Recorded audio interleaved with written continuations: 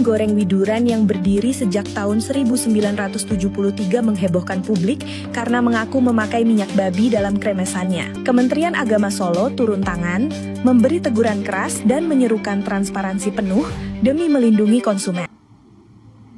Assalamualaikum warahmatullahi wabarakatuh.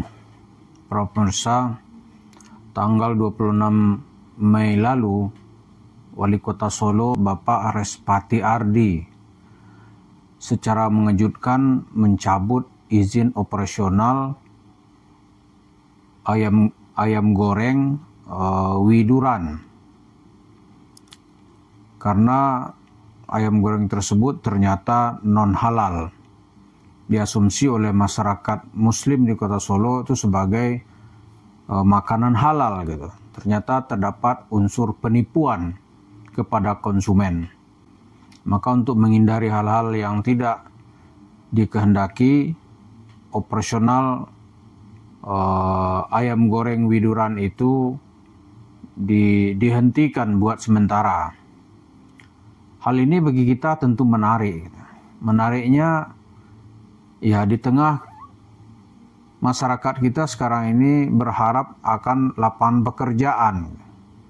Maka kalau ada sebuah usaha yang ditutup itu artinya banyak karyawan yang kehilangan pekerjaan. Kita berharap agar operasional ayam goreng Widuran ini dikembalikan dan dia memperbaiki administrasi sehingga tidak terjadi pelanggaran atau penipuan terhadap konsumen. Yang kedua kita melihat gitu. Ini juga tanggung jawab lembaga atau ketua Badan Penyelenggara Jaminan Produk Halal, buah badan negara yang dipercayakan kepada Bapak Haikal Hasan. Karena persoalan label halal ini juga bermasalah ya, banyak hal-hal yang ditanyakan oleh masyarakat.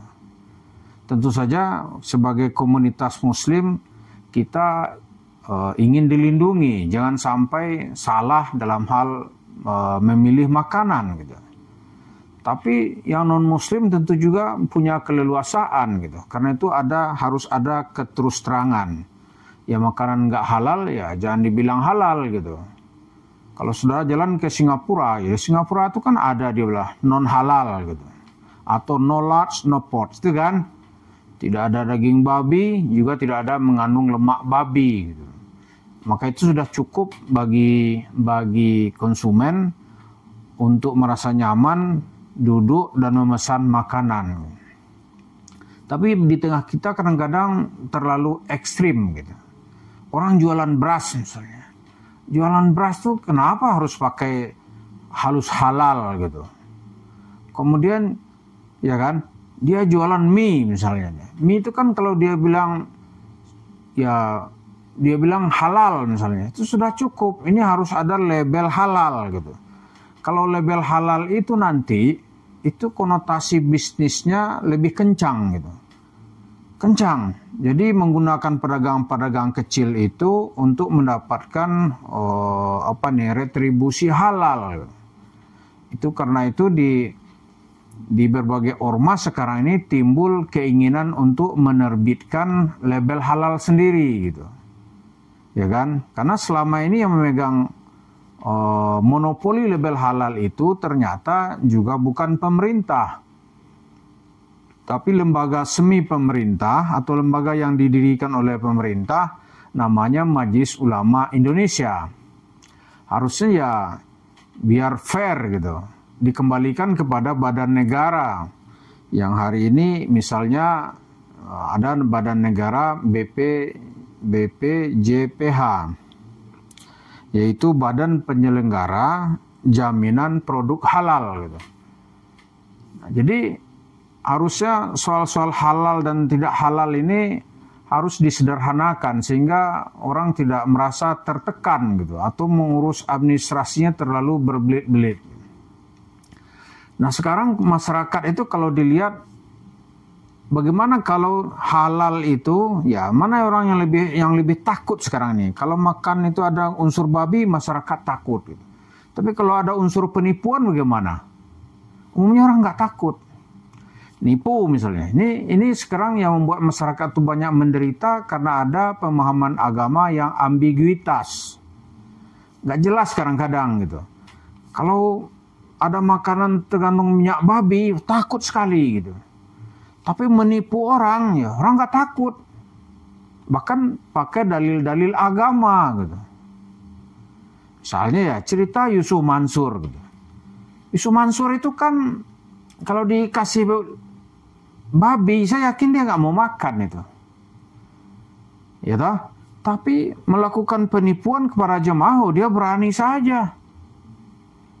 Misalnya ya warung Steak and Shake itu kan oleh 250 anggota jemaah Masjid Kota Wisata Ciboto kan yakin tuh hasil tipu itu. Nipu itu. Uangnya 55 miliar lebih kurang tuh ditipu gitu. Takut nggak dia? Nggak takut. Nggak takut dia. Maka ya dia santai aja. Dia bangun itu, dia tilap duit dengan dalih bisnis batu bara, lalu dia larikan, tapi nggak ada perangkat hukum yang mampu mengejarnya. Aneh juga gitu. Padahal dari segi dosa, kata Ali bin Abi Thalib, itu kejahatan harta itu lebih berbahaya. Lebih berbahaya gitu. Yang disebut dengan jari matul mal. Gitu. Kejahatan bidang harta, ini kejahatan harta gitu. Nah, kalau ditakam kepada Yusuf Mansur, dia nggak ngaku salah sampai sekarang.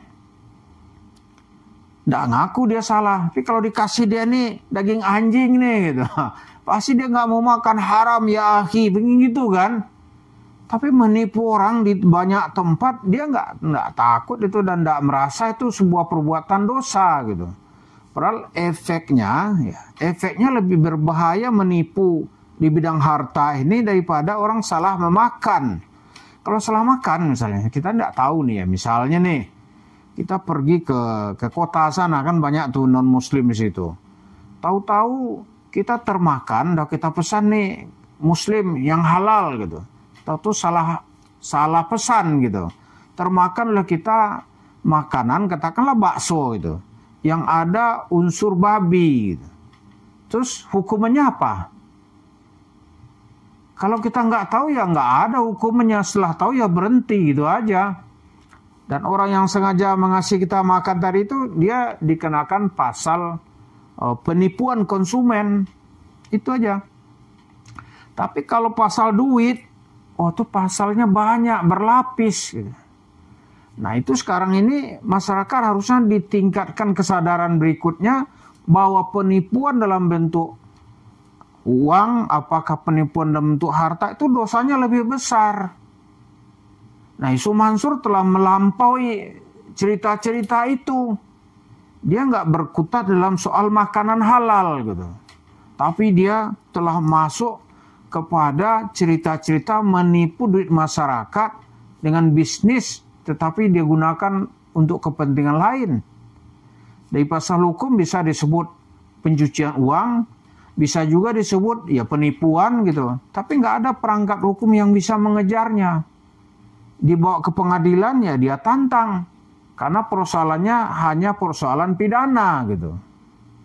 Itu yang kita lihat gitu. Jadi dari cerita kasus ayam goreng widuran di Solo ini, mudah-mudahan ini naik kesadaran masyarakat ini bahwa kejahatan penipuan itu dalam bentuk harta itu jauh lebih berdosa, ya, dosanya jauh lebih besar daripada menipu konsumen dengan makanan yang non halal dibilang halal gitu.